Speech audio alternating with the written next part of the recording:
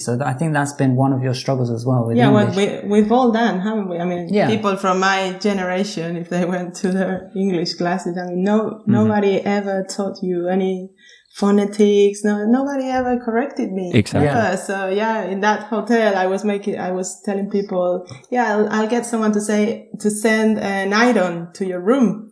And then one of my colleagues was saying, darling, it's not iron, it's iron. And I was like, no, it's not possible. I don't believe you. I need to go home and check with Philip. He was like, no, it's iron. Iron. You've been saying iron. He estado engañada toda la vida. Hemos sido engañados. Nos han engañado. Yeah, but what about you, David? Your classes at school, what were they like? Because your English is incredible. You speak we need to interview with you a really great way. accent. So well, in my case, I think I did the same as Isabel. Like I try to, in my case, what helped me the most is my native friends. We've got a group of friends, international friends called Murcianico style. And it's, there are people from Ireland, people from England, and then the Spaniards. And we got along so well, and we became, for me, they're second family. So they're my best friends. And I spent so much time talking to them that I picked up, pronunciation. And then obviously I think I've got a mix of an accent. So you can't really say that I've got a British accent or an English one or an Irish. But spending a lot of time with native friends. And that made the process fun, as you said, because I was enjoying having friends and having a banter and just doing stuff with them instead of just reading a book, which is, more boring, obviously. So, what about university? Because you studied philology, didn't you? Oh, yeah, I did English philology. Philology. Pronunciation mistake. I said don't worry. Philology. Yeah, well, I studied at uni, but I always tell people that didn't help me a lot. Obviously, it helped me. I learned the phonetics and everything, and I'm really grateful, for the years at uni. But what taught me the most was just having native friends. One of my best friends, Adam, he was studying the same degree, and the first day of uni, we just met and started chatting, and that's how it all started. So and even with my Spanish classmates, we would speak English to each other, even though we knew we sucked, but it was like, it's all right, let's just practice and speak, and we loved singing in English and things like that. So it's good if you want to start practicing with somebody that you feel really confident. Exactly. Yeah, your best friend. And then you can move on to speaking to native speakers, because it can be quite overwhelming. Oh yeah, definitely. Yeah. When I'm surrounded by native speakers, sometimes I feel like, I don't know, it's like I sound worse and worse and worse, and then I become, I don't know. It's a very weird feeling. Yeah, I struggled for a long time. I struggled a lot, especially with the listening. I'm sure you've been there, Isabel, or you, Philip, as learning Spanish, and it's like you're listening to someone and then they make a joke and you just laugh, but you don't get it. And it's like, and you're like, I hope it wasn't a question. Like, I hope the conversation continues on to the next topic now. Exactly. Yeah. Nobody noticed. Exactly. Yeah. No. I mean, that's part of the process. Obviously, it's a marathon. It's not something that you can do in 30 days or. No. All right.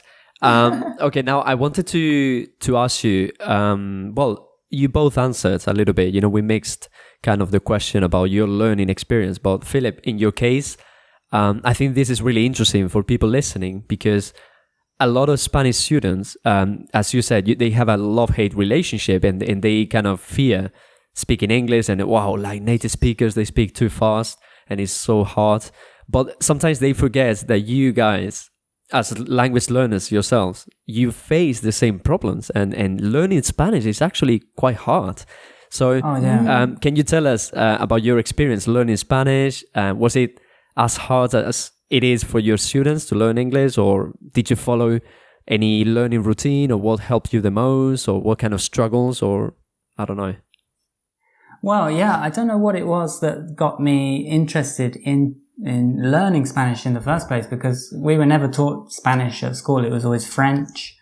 And I think it was, I had a friend who was Spanish, but he moved to England at a young age. And so he'd always spoken to me in English. And then his phone rang, it was his mother, and he just switched to Spanish. And I just thought, oh my goodness, this is like my friend. He's speaking a foreign language here. And I was like, wow, that was pretty impressive. So I was kind of hanging out with him a bit and learning a bit. And then when I got the opportunity, I just decided I'd like to, take a gap year. I'm going to go to Madrid. I'm going to try and learn a bit of Spanish and just go on an adventure. So I just booked my flight, went to Madrid. And yeah, like I said, I went to a school for 2 weeks, learned the basics, then just sort of tried to pick up as much as I could, mainly using podcasts. I listened to a lot of podcasts in Spanish. Okay. And at that time, I was really motivated because I knew zero Spanish. And I advanced really quickly because there was so much to learn. And at low levels, you always progress faster. So I just learned a lot, and Isabel was really just helping me a lot. And that's basically how I got to kind of an intermediate level. And then I kind of didn't push myself very much, I've never done any exams in Spanish. It's always been kind of on my list, Like Instituto Cervantes. And, Yeah. But that's something I definitely must do because I do need a goal with my Spanish. Because, like I say, there's no pressure. I just kind of learnt through living in Spain. So when I went to the zoo, I learned the animals. When I went to the supermarket, I learned all the different foods. There's that kind of experience for me. And now I'm kind of... I've got my grammar books, advanced grammar books that I'm kind of using occasionally. But recently, I'm starting to see that I might need my Spanish a bit more. So I'm starting to subirme las calcetines un poquito. All right. Because, I might need to... I'd like to be more agile, in the language. And plus, I see people like David Palencia who speaks English to such a high level, I think he could be mistaken by a British. I've got to step up my game here.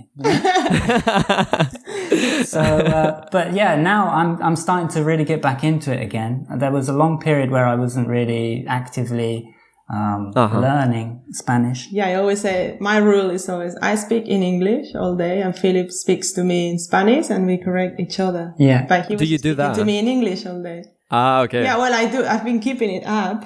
Yeah. But he wasn't doing it, so for me it was perfect. Yeah. I didn't have to correct anyone. I got the listening practice and the speaking.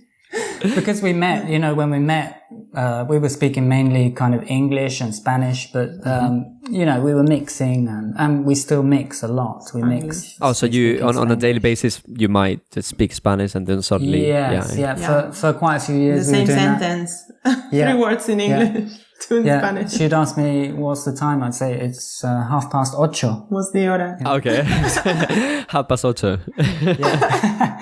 And it was getting very mixed for a period of time, but now I'm starting to try a bit more, put a bit more effort in. But like I say, there's no pressure for me. I think that's. I'm not in a hurry, but I should. Now I'm starting to read a bit more because I can understand everything that I read and listen to, and I'm really starting to note down any vocabulary and phrases and just put them all in a list. And then I'm using flashcards and I'm starting to make a few friends who are, Spanish from Spain.